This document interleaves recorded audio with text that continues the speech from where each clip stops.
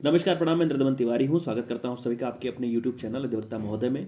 लखनऊ विश्वविद्यालय में होने जा रही LLB 3 ईयर्स कोर्स के LLB 5 ईयर्स कोर्स के आपके सेमेस्टर परीक्षाओं को लेकर के हम लोग लगातार वीडियोज़ में बात कर रहे हैं। आपके जो सिलेबस के इंपॉर्टेंट टॉपिक्स हैं उसको लेकर के हमने पुराने वीडियोज़ में बात करी है। आज के अपने इस वीडियो में हम बात करेंगे LLB इंटीग्रेटेड 5 डिग्री कोर्स में जो आपका थर्ड ईयर का 5th सेमेस्टर का पहला पेपर है प्रॉपर्टी लॉ का, जिसमें आपको 2 एक्ट पढ़ने होते हैं, ट्रांसफर ऑफ प्रॉपर्टी एक्ट और ईजमेंट इसमें नहीं है। ट्रांसफर ऑफ प्रॉपर्टी एक्ट आपको 1882 का पढ़ना होता है। तो सबसे पहले एक बार हम इस प्रॉपर्टी का जो आपका पेपर है उसकी उसकी जो थीम है, उसका जो आपका कंसेप्ट है आपका सिलेबस का, उसको देख के बात करते हैं। पहली यूनिट आपकी जो है कंसेप्ट ऑफ प्रॉपर्टी को लेकर के है। प्रॉपर्टी का मतलब क्या होता है, ट्रांसफर ऑफ प्रॉपर्टी का मतलब क्या होता है, एक्शनेबल क्लेम का मतलब क्या होता है, और कुछ जो जनरल प्रिंसिपल्स हैं कि अनबॉर्न पर्सन को क्या प्रॉपर्टी ट्रांसफ़र हो सकती है कि नहीं, कंडीशनल ट्रांसफ़र का मतलब क्या होता है, कंडीशनल इंटरेस्ट का, वेस्टेड इंटरेस्ट का मतलब क्या होता है, रूल ऑफ इलेक्शन क्या होता है। दूसरी जो यूनिट है वो transfer of E movable property के जो जनरल प्रिंसिपल्स हैं उनको लेकर के बात है। ऑस्टेंसिबल ओनरशिप का मतलब क्या होता है, rule of feeding the grant by estoppel का मतलब क्या होता है, रूल ऑफ लीज पेंडेंस का मतलब क्या होता है, पर पार्ट परफॉर्मेंस फ्रॉडलेंट ट्रांसफर को लेकर के है। तीसरी यूनिट आपकी स्पेसिफिक ट्रांसफर को लेकर के है, लीज, मॉर्गेज, एक्सचेंज, इस प्रकार की चीज़ों को लेकर के। लीज, एक्सचेंज, गिफ्ट और एक्शनेबल क्लेम में चौथी यूनिट में है, और तीसरी यूनिट में आपका सेल, मॉर्गेज और चार्ज, तीन चीज़ें हैं। तो आपका जो ये पूरा का पूरा सिलेबस है ट्रांसफर ऑफ प्रॉपर्टी एक्ट 1882 का, उसको लेकर के हम बात करेंगे कि 10 आपके जो बड़े सवाल हैं, जो बड़े इंपॉर्टेंट टॉपिक्स होने वाले हैं, वो क्या होने वाले हैं।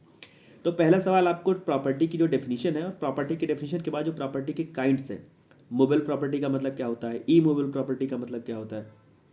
कई बार आपसे सीधे पूछा गया है कि निम्न में से बताइए कौन कौन से मूवेबल हैं और कौन कौन से ई मूवेबल हैं। तो आप प्रॉपर्टी के डेफिनेशन को, उसके कंसेप्ट को ध्यान से पढ़ करके जाइएगा। और प्रॉपर्टी में जो दोनों प्रकार है, मूवेबल चल और अचल संपत्ति जो है, स्तंभ और जंगावर संपत्ति जो है, उन दोनों में से देखिएगा अंतर क्या क्या है। कभी कभी सीधे बिल्कुल सवाल पूछा गया है कि क्या फलदार वृक्ष जो है, क्या आम का जो वृक्ष है, क्या वो मूवेबल है या ई मूवेबल है, ई मूवेबल है। इस प्रकार को लेकर के सवाल आए हैं। उसके बाद जो दूसरा सवाल आपका है, दूसरे सवाल में आपको जो ट्रांसफर ऑफ प्रॉपर्टी की जो डेफिनेशन है कि ट्रांसफर ऑफ प्रॉपर्टी का मतलब क्या होता है, बाई वन पार्टी से टू सेकंड पार्टी, और उस पार्टी की जो कैपेसिटी है वो क्या है। तो जो ट्रांसफर ऑफ प्रॉपर्टी की डेफिनेशन है, जो ट्रांसफर ऑफ प्रॉपर्टी का जो कंसेप्ट है कि उसकी ओनरशिप कैसे ट्रांसफर होगी, कैसे वो एक पार्टी से दूसरे पार्टी में इस्टेब्लिश होगा, वो राइट इस्टेब्लिश होगा, उसको लेकर के सवाल पूछा जाता रहा है। और वहाँ पे आप transfer to an unborn person जरूर पढ़ करके जाइएगा कि क्या एक अजन्मे बच्चे को, क्या एक अजन्मे व्यक्ति को, बच्चे को कि प्रॉपर्टी का ट्रांसफर हो सकता है। और उसी के साथ में आपको रूल अगेंस्ट परपेचुइटी भी पढ़नी है, शाश्वतता के विरुद्ध का जो नियम है वो क्या है। उसके बाद रूल ऑफ इलेक्शन आपके लिए बहुत जरूरी है, सेक्शन 35 हमेशा, लगभग तो मुझे लगता है हमेशा पूछा गया है, चयन का सिद्धांत क्या होता है। और जब आप रूल ऑफ इलेक्शन पढ़ रहे हो तो देखिएगा कि रूल ऑफ इलेक्शन में आपके बैरेक्ट में नीचे एक सुल्तानपुर विलेज का एक वो दिया होगा, इलस्ट्रेशन दिया होगा। तो कई बार सीधे सीधे रूल ऑफ इलेक्शन ना पूछ करके वो इलस्ट्रेशन ही आपसे सवाल के रूप में पूछ लिया गया है। इलस्ट्रेशन पूरा दे दिया गया है और आपसे पूछा गया है कि अब बताइए इसमें कैसे वो चीज़ों को इलेक्ट करेगा, कैसे चीज़ें उसमें आगे बढ़ेंगी। अगले सवाल की अगर बात करें तो feeding the grant by estoppel आपके लिए बहुत ही जरूरी सवाल है, उसको कायदे से पढ़िएगा। लिस्ट पेंडेंस का मतलब क्या होता है, लिस्ट पेंडेंस के प्रिंसिपल का मतलब क्या होता है, during the pendency of suit क्या प्रॉपर्टी ट्रांसफर की जा सकती है, और अगर प्रॉपर्टी ट्रांसफर कर दी गई है तो वो प्रॉपर्टी आने वाले फ्यूचर डेट में किसकी होगी अगर उस पर मुकदमा चल रहा है तो। उसके बाद सेल आपके लिए बहुत जरूरी है, सेल का डेफिनेशन क्या, सेल की डेफिनेशन क्या होती है, सेल के सेल एलिमेंट क्या होते हैं, सेलर के और जो बायर के राइट्स क्या है, ड्यूटीज़ क्या क्या है। और मॉर्गेज भी आपके लिए उतना ही जरूरी है। मॉर्गेज जब आप पढ़ रहे हो तो मॉर्गेज के जो प्रकार हैं, मॉर्गेज के जो तमाम प्रकार है, सिंपल मॉर्गेज होता है, mortgage by deposit of title deeds होता है, एनामॉलस मॉर्गेज होता है, तो जो उसमें कंडीशनल सेल का मॉर्गेज होता है, जो मॉर्गेज के जो विभिन्न प्रकार हैं। और कभी कभी सवाल पूछा जाता है कि मॉर्गेज के कौन से प्रकार में संपत्ति का स्थानांतरण करना होता है, या कौन से में संपत्ति का वास्तविक स्थानांतरण नहीं करना होता है, केवल या पजेशन देना होता है या पजेशन नहीं देना होता है। तो इस प्रकार से आप जब मॉर्गेज पढ़िएगा तो केवल डेफिनेशन पढ़ करके मत छोड़िएगा, मॉर्गेज के प्रकार पढ़िएगा, और पढ़िएगा कि जो मॉर्गेज के विभिन्न प्रकार हैं उन प्रकारों में किसमें संपत्ति का हस्तांतरण करना पड़ता है या किसमें नहीं करना पड़ता है, किसमें कब्जा देना पड़ता है, किसमें नहीं देना पड़ता है, इस प्रकार के सवाल। लीज आपके लिए बहुत जरूरी है। पट्टा क्या होता है, पट्टा उसका जो लीज का जो संविदा है, उसकी जो ट्रांसफर उसमें प्रॉपर्टी की है किस प्रकार से होती है, और उसके साथ में लीज का एक्सटेंशन कैसे होता है, जो पट्टे का पर्यावसान होता है, पट्टा खत्म कैसे होगा, क्या जिस काम के लिए पट्टा दिया गया है उसकी अवधि पूरी होने के बाद भी कोई व्यक्ति अपने पास वो संपत्ति रख सकता है, या वो लीज उसी दिन खत्म हो जाती है।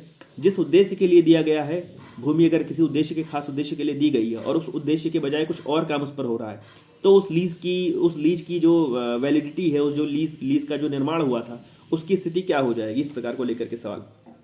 एक्शनेबल क्लेम का मतलब क्या होता है और एक्शनेबल क्लेम के तमाम सारे जो तरीके हैं, एक्शनेबल क्लेम का मतलब क्या होता है और क्लेम के जो तमाम सारे प्रॉपर्टी लॉ के अंदर जो विभिन्न तरीके दिए हुए हैं, उसको लेकर के सवाल खूब पूछा जाता रहा है। उसको आप कायदे से पढ़ करके जाइएगा।